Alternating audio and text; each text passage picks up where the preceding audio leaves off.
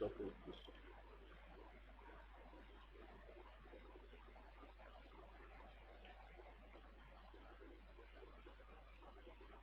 proposition.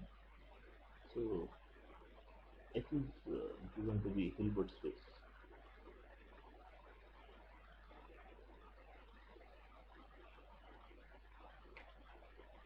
M and N are closed linear subspaces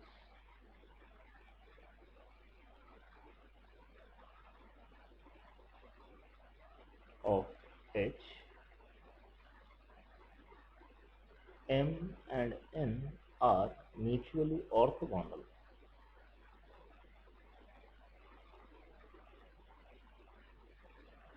That is, M is perpendicular to N, or if you take any x belonging to M, y belonging to N, this implies that in a product of x comma y, this is 0. Then the claim of this proposition is that if you take M plus N as a set, this is a closed linear subspace of H.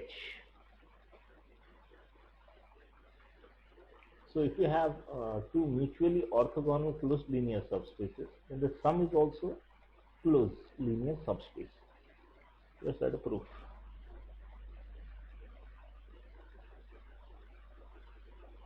So before observing, let's observe. So what is M and N?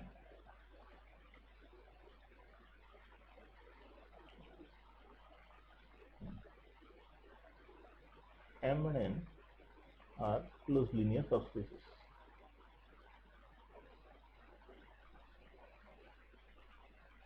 Subspace of H. The moment you have this thing, M plus N as a set is nothing but small m plus small m, where small m belongs to capital M, small n belongs to capital M. Okay. This is M plus N. Capital M plus capital M. This is clearly addition is happening, so this is a subset of H. This is a subset of H. This is M plus N.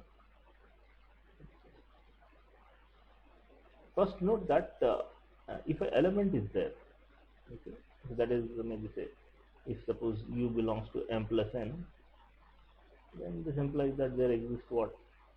M1 and N1 in capital N and capital N respectively, such that U is equal to what? M1 plus N1. So the point is that this representation is unique. And why that is the case?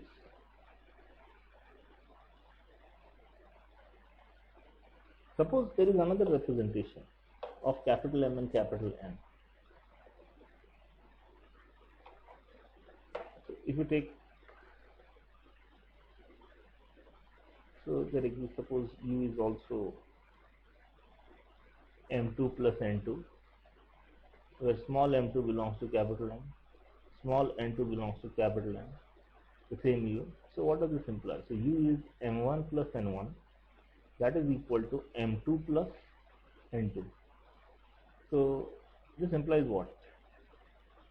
This implies that M1 plus N1 is equal to M2 plus N2. So shifting this M2 on the left hand side, N1 on the right hand side. This is M1 minus M2 is equal to N2 minus N1. So this implies that so if we call this object, so let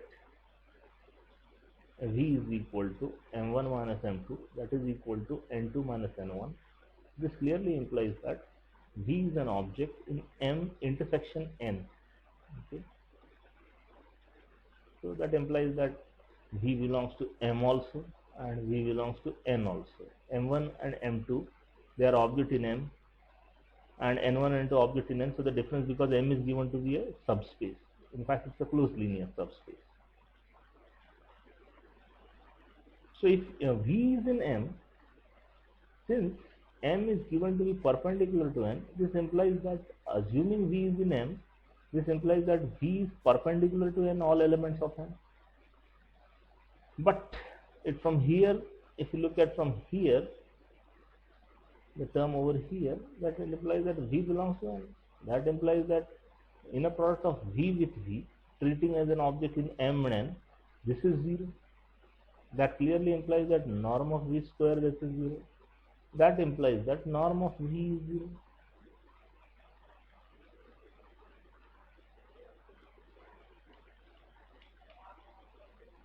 That implies that V is what? Is the origin. So V is 0, in other words, M intersection N is 0. The moment V is 0, but what was V?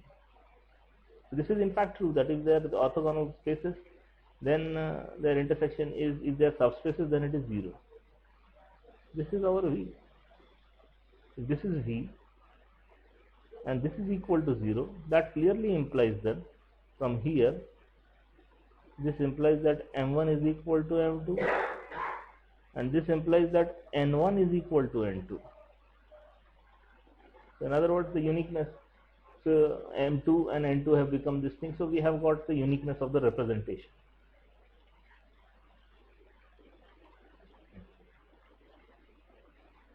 So now let's take, so the representation is unique. So what we want to show is that M plus N is a closed linear subspace. Let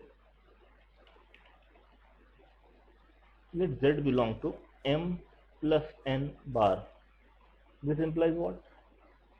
There exists what? Since it's a metric space, Zn sequence n going from 1 to infinity in M plus N, such that the sequence Zn converges to Z. This converges this way, and this is in H, or with respect to the norm arising from the inner product. So I have this thing, Zn converging to Z. Each of this Z1, Z2, Z3, they are objects belonging to M plus N. So Z1 is a unique representation, maybe say X1 plus Y1, where X1 belongs to M, Y1 belongs to N. Z2 is equal to X2 plus Y2, where X2 belongs to M, Y2 belongs to N, and continuing this thing, so on. If you have this one, what we can say is that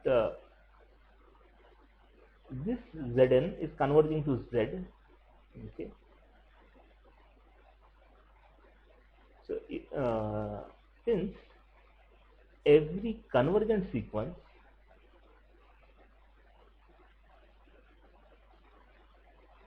is a Cauchy sequence,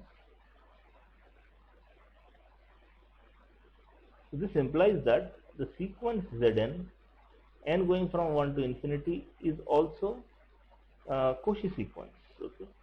So we'll use this fact. So if this is a Cauchy sequence, let's write that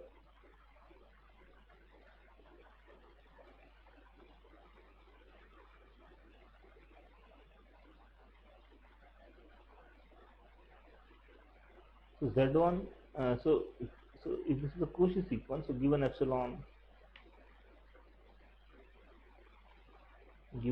greater than 0, there exists a stage n belonging to set of natural numbers such that for all m and n greater than equal to what? Capital N, the norm of Zm minus Zn, this is less than epsilon. Squaring on to both sides for this thing, so what does this imply?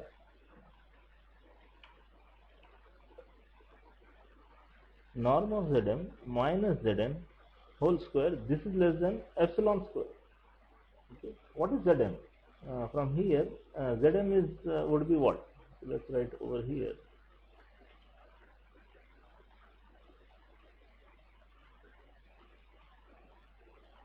Zn is xn plus ym. Zm is xm plus ym, where xn and xm belong to capital M, yn comma ym belong to capital N. Okay.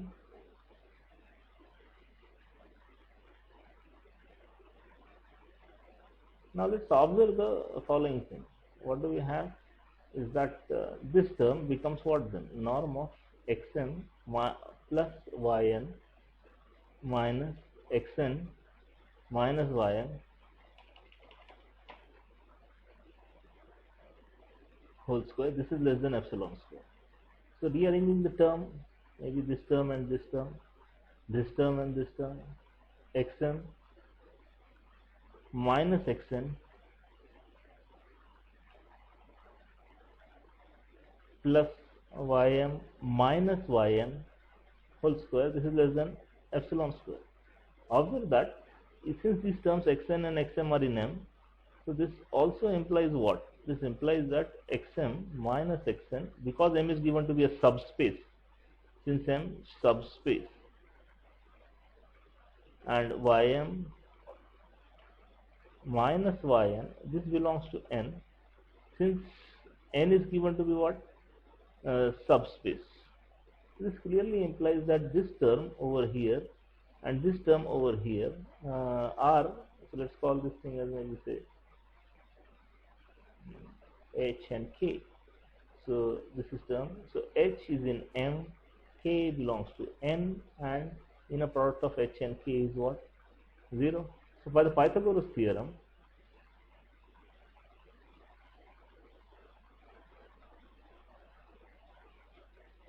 what do we have is that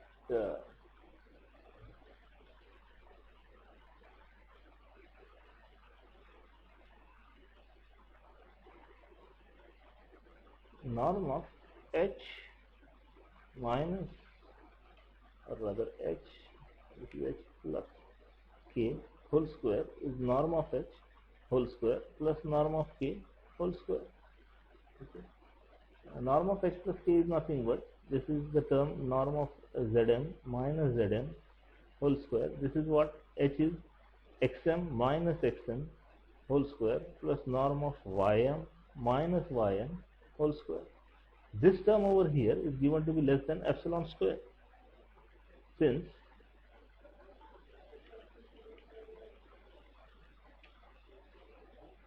norm of Zm minus Zn whole square is given to be less than epsilon square.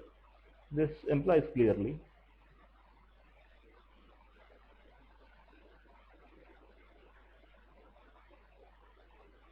that norm of xm minus xn whole square plus norm of ym minus yn whole square, this is less than epsilon square. Since the norm is a non-negative term, this term non-negative norm and so on, this clearly implies that norm of xm minus xn whole square, this is less than epsilon square, and norm of ym minus yn whole square, this is less than epsilon square.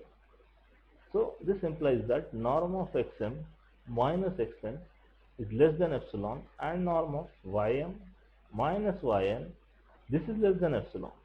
This is true for all m and n which are what? Greater than equal to capital N. Okay.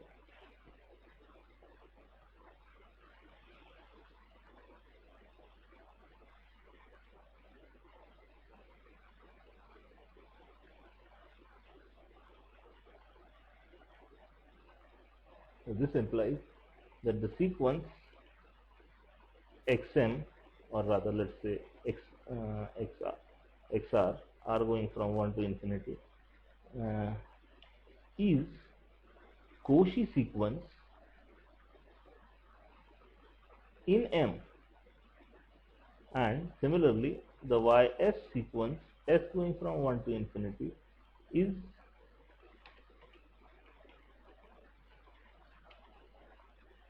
is a Cauchy sequence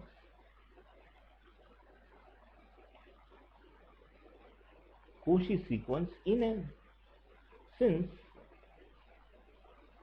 M and N are closed.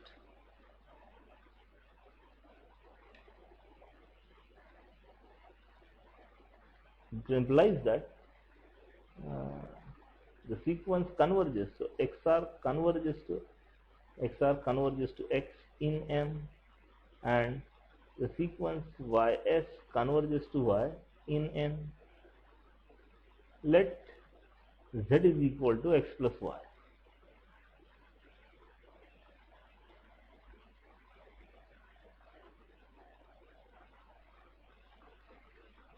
So the claim is that the sequence Zn, n going from 1 to infinity, this converges to Z, this Z, and Z is in so M plus N. And it's clearly true. You can clearly see that Xn, so this would be what given epsilon, if your epsilon argument, there exists a stage. So you take the stage, yes.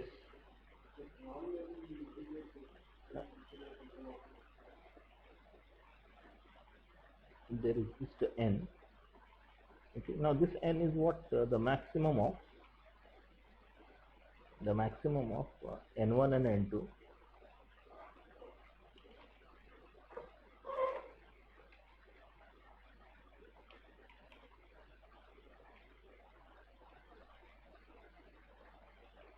This is the maximum of n1, n2, which is occurring in this and this thing. Let's take this thing. Then xn minus, so xn minus x, this is converging to 0. Norm of ys minus y, this is converging to 0. Again, what we can use over here is the Pythagoras theorem.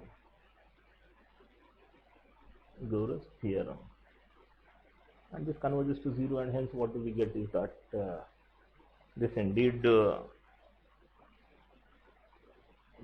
that Zn converges to Z, and Z is an objective belonging to M plus N. So M plus N is what is a closed linear subspace. So let's write this in.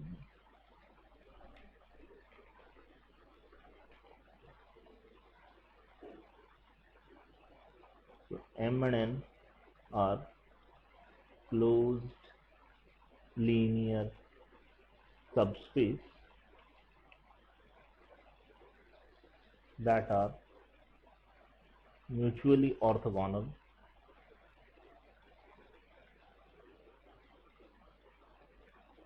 then so is, rather let's say then M plus N is closed linear subspace of Hilbert space, so closed linear subspace of H, rather here, so everything is having H is Hilbert, and these are the subspaces of this thing. Hilbert space H. Okay, and then another closed linear subspace. So one thing is that what we have not shown, and it's easy to verify, is that if M and N are subspaces, M plus N is what the set X plus Y, so that X belongs to M, Y belongs to N. It's a subspace. So you just apply the subspace test. First of all, 0 belongs to M plus N, because 0 could be written as 0 plus 0 as a subspace. These are there, and if you take any X and Y in M plus N, then X minus Y is in N.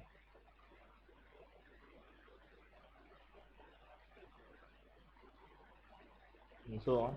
The scalar multiplication is also there, alpha x and alpha y. So what does this prove? This proves that M plus N is a subspace also.